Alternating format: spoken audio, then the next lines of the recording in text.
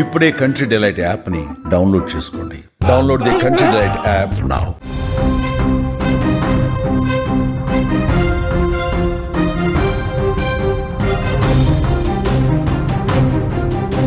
ఏపీని వర్షాలు ముంచెత్తుతున్నాయి. తాజాగా ఏపీలో తుఫాన్ తాజాగా భయపెడుతుంది. మొంతా అనేటువంటి తుఫాన్ ఇప్పుడు ఏపీ వ్యాప్తంగా ఆందోళన కలిగిస్తుంది. ఆగ్నేయ బంగాళాఖాతంలో ఏర్పడినటువంటి అల్పపీడనం మరింత బలపడి మొంతా తుఫాన్ రూపంలో ఆంధ్రప్రదేశ్ వైపు దూసుకు వస్తుంది. ప్రస్తుతం వాయుగుండం ఆదివారం నాటికి తీవ్ర వాయుగుండంగా మారేటువంటి అవకాశం కూడా ఉంది. సోమవారం ఉదయానికి ఇది తుఫానుగా బలపడి మంగళవారం ఉదయానికి ఇది తీవ్ర రూపంగా తుఫానుగా మారేటువంటి అవకాశం ఉందంటూ కూడా చెప్తున్నారు. అదే రోజు సాయంత్రం లేదా రాత్రికి తీరం దాటే అవకాశం ఉందని కూడా వాతావరణ శాఖ అంచనా వేసింది. మొంతా తుఫాన్ మచిలీపట్నం, కళింగపట్నం మధ్య కాకినాడ సమీపంలో తీరం దాటేటువంటి అవకాశం కూడా ఉంది.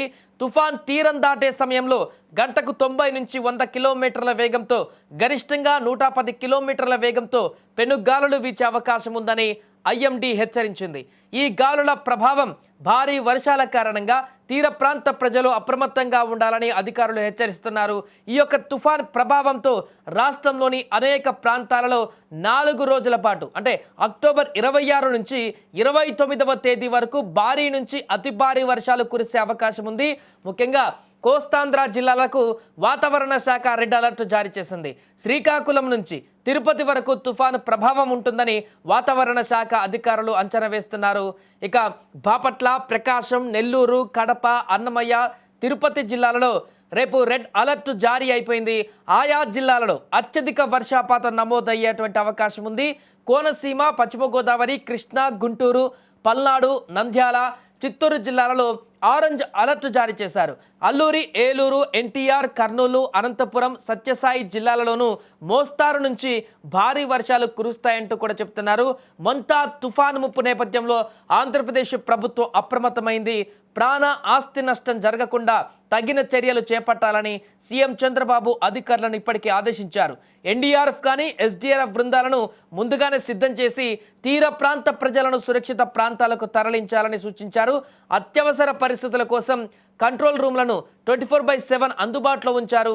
మత్స్యకారులు వేటకు వెళ్లరాదని కూడా ఇప్పటికే హెచ్చరికలు కూడా జారీ చేశారు. తుఫాన్ నేపథ్యంలో కృష్ణా జిల్లాలలో ముఖ్యంగా స్కూళ్లకు సెలవులు కూడా ప్రకటించేశారు.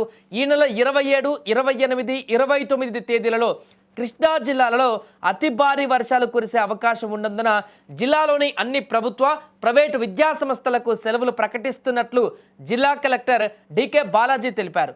ఎలాంటి ప్రాణ నష్టం జరగకుండా నివారించే ఉద్దేశంతో జిల్లాలోని అన్ని రకాల ప్రభుత్వ, ప్రైవేటు పాఠశాలలు, గురుకుల పాఠశాలలు, కళాశాలలు, ఇతర విద్యా సంస్థలన్నిటికీ కూడా 3 రోజుల పాటు సెలవులు ఇస్తున్నట్లుగా పేర్కొన్నారు.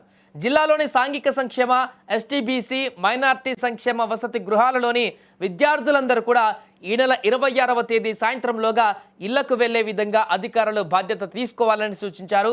దీంతో రాష్ట్ర వ్యాప్తంగా అన్ని ప్రాంతాలలో కూడా ఇదే రకమైనటువంటి అధికారుల ముందస్తు చర్యలు కొనసాగుతున్నాయి. భారీ వర్షాలు ఉన్నటువంటి రెడ్ అలర్ట్ ప్రకటించినటువంటి జిల్లాలలో అయితే దీని తీవ్రత మరింతగా ఎక్కువగా కనిపిస్తుంది.